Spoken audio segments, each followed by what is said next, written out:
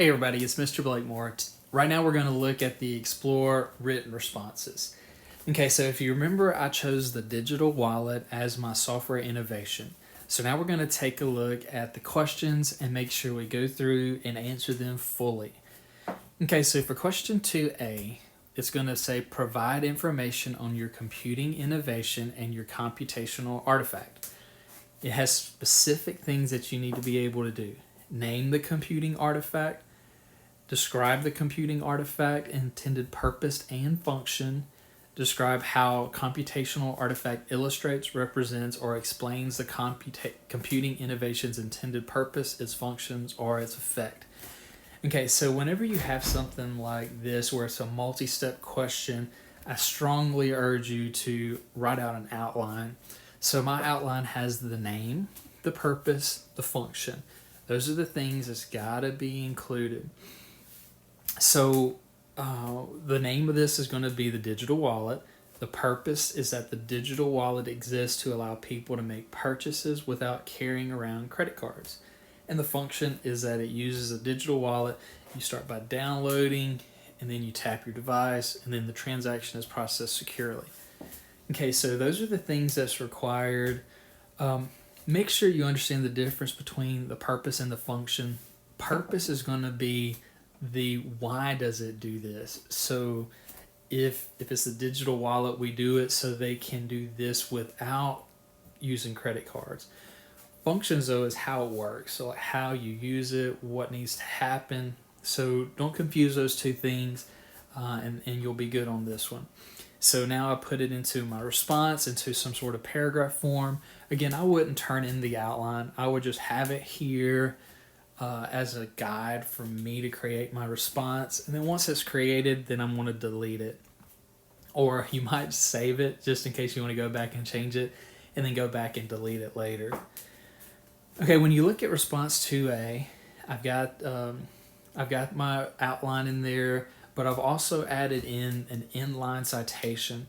Inline citation is going to be really important for this. You need to have at least 3 sources, and you need to back up your information with that. So for this, I have a quote from a website, an article I found from The Street.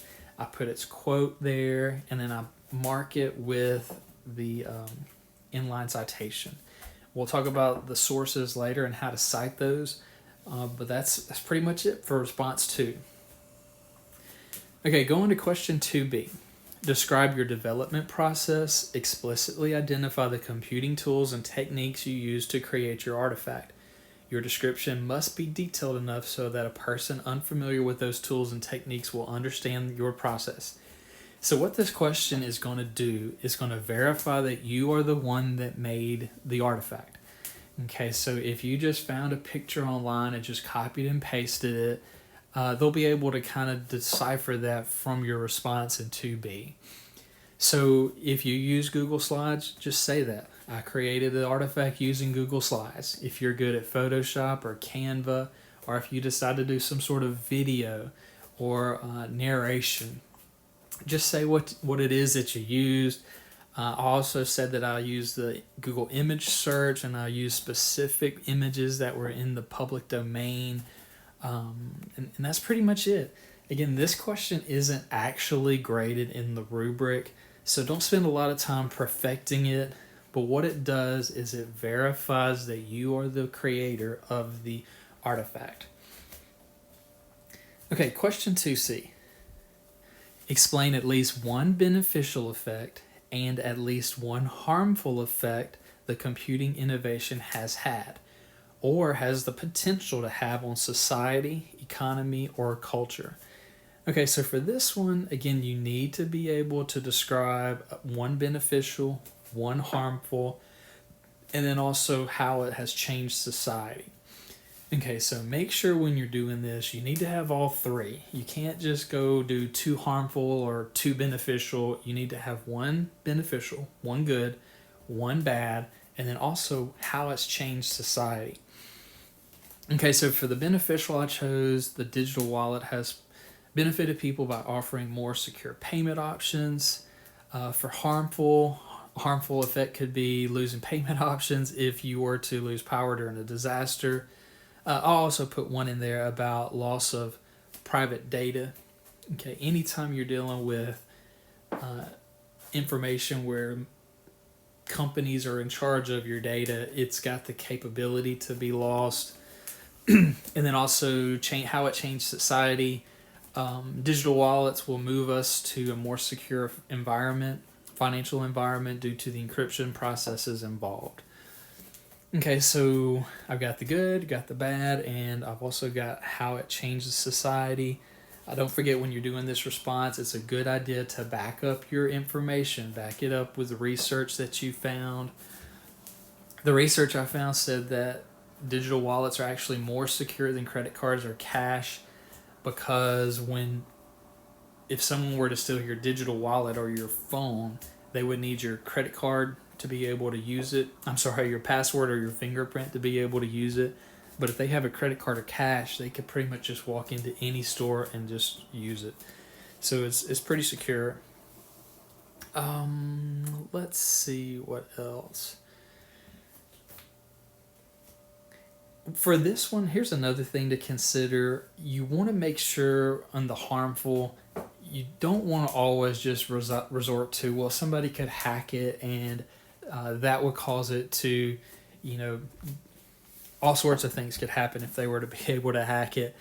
But be sure to use its intended purpose. So things that could happen on its intended purpose. Try not to go too far into the realm of things that could happen, and I think we'll be in good shape there. All right, for question 2D, using specific details, describe the data your innovation uses, how the innovation consumes as input, produces as output, and or transforms data. At least one data storage concern, data concern privacy, or data security concern directly related to the computing innovation.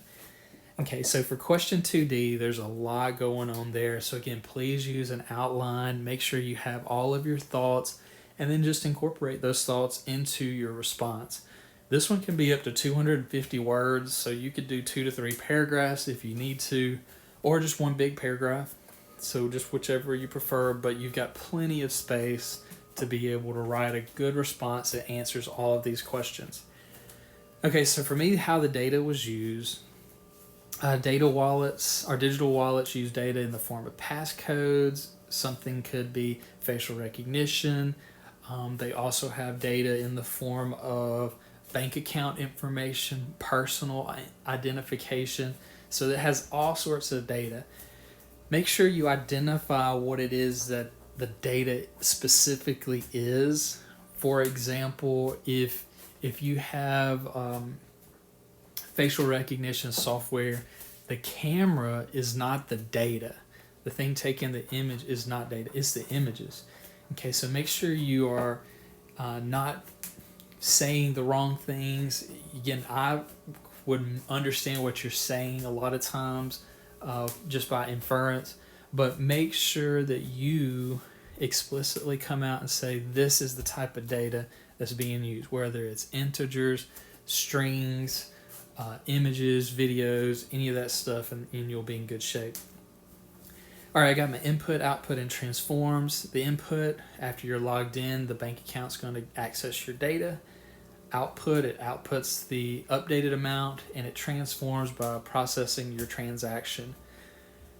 Again, for the data storage concern, make sure you pick something that is plausible. It's something that's not necessarily always just, it could be hacked and then they could do this and this and this.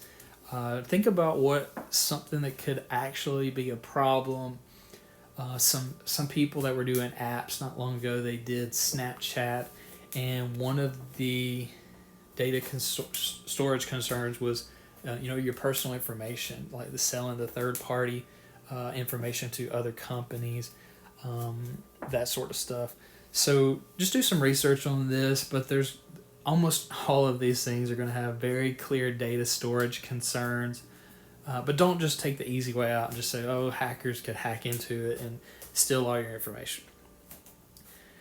Okay, so I got the response. Again, this is a good opportunity to back up your your claims with research and put an inline citation, and that should do it. Okay, so for question E, this one is going to be where you list your citations. There's lots of online citation creation machines. So I used citationmachine.net. I just took the article's URL, copied and pasted it into its tool, and it pretty much spit this out. I had to make a few modifications to it where they couldn't understand or they couldn't decipher the author's names, but a lot of it is going to be a lot easier for it to do than for you to do by yourself. So consider using one of those tools. I numbered them 1, 2, 3, and then throughout the responses I labeled in parentheses 1, 2, 3 as well, so they would know what article I'm referencing in the inline citations, and that's pretty much it. Again, the Explore task is going to be primarily graded on your written responses and the type of innovation you choose. So just do the planning up front, make sure your innovation is a software innovation, and then make sure you can find some sort of benefit, some sort of harm, how it's changed society, and then a data concern. Outside of that, it's just really just writing. Okay, I hope this helps.